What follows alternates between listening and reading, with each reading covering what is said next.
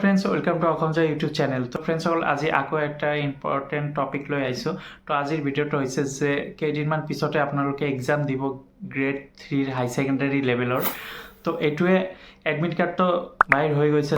তো 15 ছেপ্টেম্বৰ আপোনালোকে এক্সাম দিব যাব। তো কি ডকুমেণ্ট লৈ যাব সেই বিষয়টো লৈ মই আজি কথা পাতিম। তো আপোনালোকে ফাৰ্ষ্ট আপোনালোকে এডমিট কাৰ্ডটো লৈ যাব। এডমিট কাৰ্ড যদি ওলোৱা নাই এতিয়া ওলাই লওক। লেপটপত বা কম্পিউটাৰ দোকানত গৈ আপোনালোকে ওলাব পাৰিব এডমিট কাৰ্ডটো।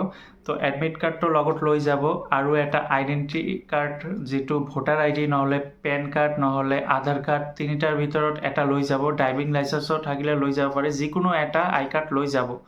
আই কাৰ্ড অৰ্থাৎ ভোটাৰ আইডিটো লৈ যাব পাৰে, নহ'লে পেন কাৰ্ড ল'ব পাৰে, নহ'লে আধাৰ কাৰ্ড, যিকোনো এটা লৈ যাব পাৰে। এটা বস্তু আপোনালোকে লগত লৈ যাব। আৰু কিছুমানে কৈ আছে যে PRC লাগিব নেকি, PRC লাগিব নেকি। তো PRC নালাগে, এই এক্সামৰ বাবে PRC নালাগে। তো PRCটো পিছত হ'ব এইটো। তো এতিয়া কোনো ধৰণৰ PRC এপ্লাই কৰিব নালাগে বা PRCৰ হেডেক আপোনালোকে মূৰৰ পৰা বাহিৰ কৰি দিয়ক, কাৰণ এতিয়া PRCৰ কোনো দৰকাৰ নাই। অকল এডমিট কাৰ্ড আৰু এটা আই কাৰ্ড, ভোটাৰ আই কাৰ্ড বা পেন কাৰ্ড বা আধাৰ কাৰ্ড লগত লৈ গ'লে হ'ল।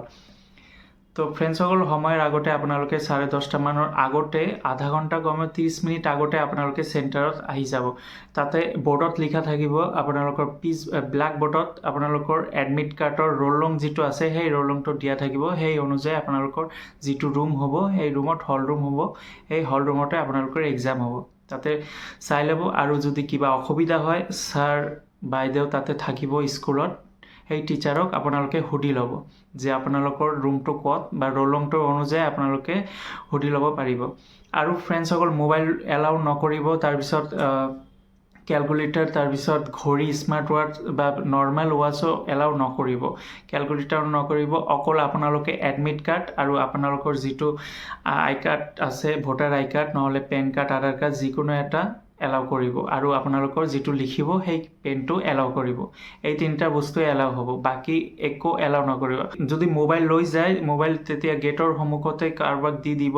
যদি আপোনালোকৰ লগত কোনোবা যায়, মা দেউতা বা ভাই বন্ধু, তেওঁক দি দিব।